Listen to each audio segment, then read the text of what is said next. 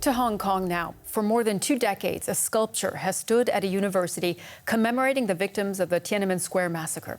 This piece of artwork is now facing removal and is being seen by activists as the latest sign of Beijing's suppression of freedom in the territory. The Pillar of Shame depicts 50 torn and twisted bodies that symbolize victims of the government crackdown on June 4th, 1989. On the anniversary every year, students clean and scrub the artwork. It stood on campus since 1997. The pillar is part of a series of sculptures by Danish artist Jens Galschiot. He loaned this one to a pro-democracy group, but it was disbanded last month, and some of its members are accused of national security offenses. Amid the crackdown, the university sent a lawyer's letter to the group demanding the removal of the artwork. The pillar is the last remaining Tiananmen commemoration on Chinese soil. And we have the artist Jens Galschiot with us now. Jens, thank you for joining us. You were informed by the media about the demand that your sculpture be removed, and then you received that lawyer's letter that we mentioned, and you're accusing the university of acting like the mafia. Why?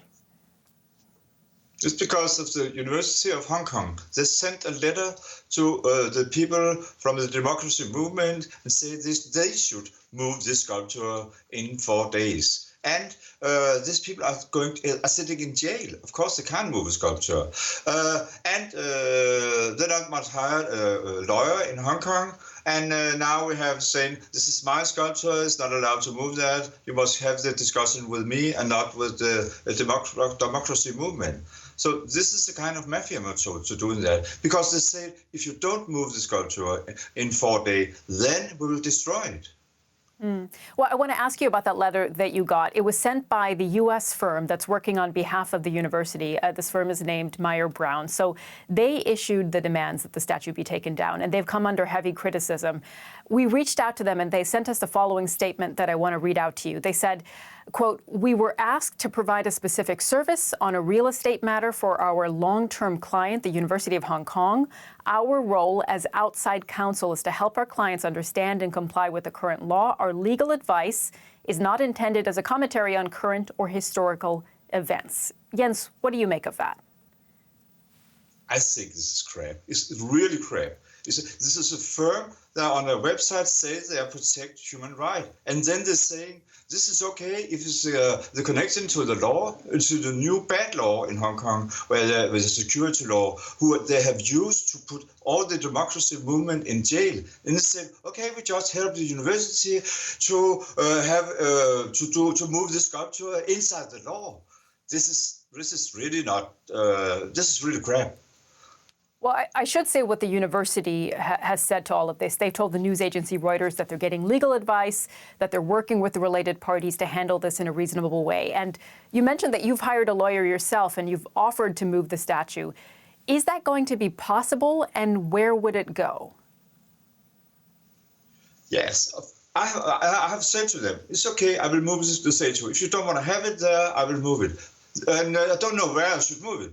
Of course, I will try to move it some other place in Hong Kong, but I'm not sure this is allowed to do that, because maybe the security law says this is not allowed to have a monument about the Tiananmen crackdown at all.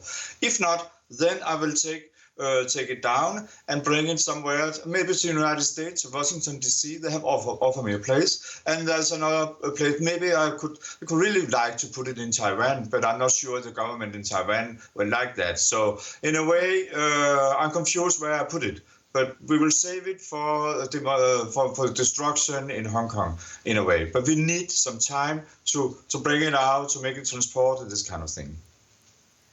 I have to ask, pro-democracy groups like the one that you loaned this statue to, they are disappearing fast in Hong Kong. I mean, how do you feel about the developments we're seeing there?